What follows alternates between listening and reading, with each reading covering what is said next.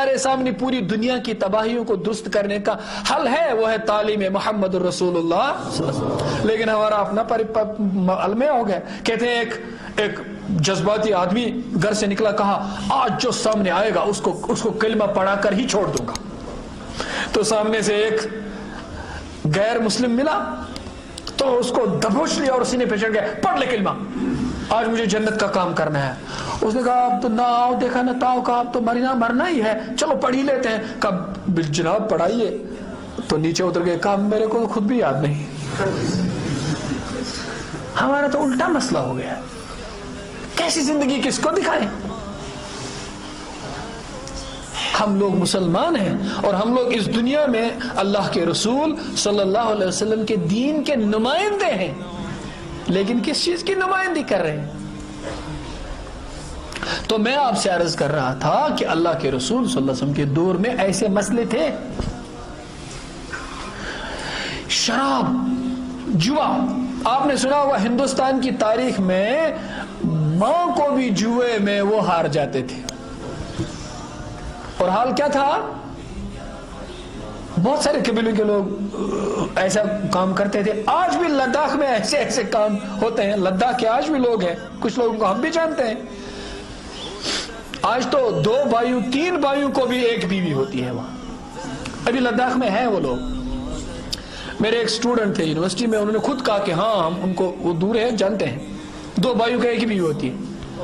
اور وہاں کیا ہوتا تھا، ایک ماں کے 4 بیٹے ہیں اور اس کا شوہر ہے، اس کا ہسبینڈ مر جاتا ہے اور آپ اس کے سر پہ چادر رکھتا ہے اس کا بڑا بیٹا، آج سے اس بڑے بیٹے کی بیوی۔ اب یہ بیٹا مر جاتا ہے، اس کے بعد اگلے بیٹے کی بیوی، 4 بیٹوں کی بیوی بن کر اس کو رہنا ہوتا تھا۔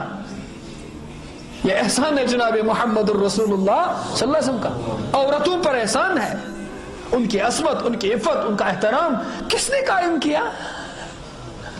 ہمیں تو اس کا احساس بھی نہیں ہے، اس کا احساس بھی نہیں ہے۔ میں یہ ڈرتا ہوں کہ یہ نہ کہا جائے کہ میں کوئی ریلیجیس بیشنگ کرتا ہوں، کسی مذہب کو بدنام کر رہا ہوں، ورنہ میں تاریخ بولتا مذاہب کی بھی۔ میں آپ کو بتاتا ہوں دنیا میں جو بڑے گریٹ ریلیجنز مانے جاتے ہیں، ان کی تاریخوں پر بھی اور ان کے کلچروں پر بھی اور ان کی تعلیمات پر احسان ہے جناب رسول اکرم صلی اللہ علیہ وسلم۔ لوگوں نے اس سے لے لیا، اخذ کر لیا۔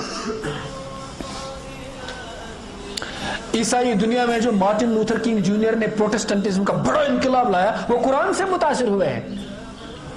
ہندو دھرم میں راجا رام موہن رائے نے جو برہمو سماج سے ہندوازم کو ریفارم کیا، وہ اسلام کے آنے کے بعد بڑے انفلوئنس ہوئے ہیں، تب ہندوازم میں انقلاب آیا۔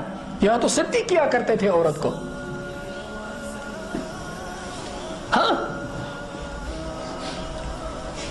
میں کھل کر یہ بات کہنا چاہتا ہوں، سینٹ جان ڈیمسکس نے کہا ہے woman is the sentinel of hell, عورت دوزخ کی سنتری ہے۔ She is the tool which devil has used to overcome the soul of Adam۔ اصل میں شیطان کا یہ آلہ ہے، اسی نے آدم علیہ السلام سے گناہ کرایا۔ اور اللہ کیا کہتے ہیں قرآن میں؟ قَالَ رَبَّنَا ظَلَمْنَا أَنفُسَنَا، دونوں سے غلطی ہو گئی۔ عورت بیچاری خطا کار نہیں ہے، یہی ذمہ دار نہیں ہے، یہ تو مرد کے تابع ہوتی ہے۔ تو بہرحال ایک حدیث میں آتا ہے ایک عورت نیک بن جائے، ایک عورت صالح بن جائے تو 1000 ولیوں سے آگے ہے۔ کتنے؟ اور ایک عورت بگڑ جائے اور شیطان بن جائے تو وہاں کہا ہے 60 ولیوں سے آگے ہے، ادھر کہا 1000 شیطانوں سے بھی خطرناک ہے۔ بگڑی ہوئی عورت 1000 شیطانوں سے خطرناک ہے، اور بنی ہوئی عورت 60 ولیوں سے بھی آگے ہے۔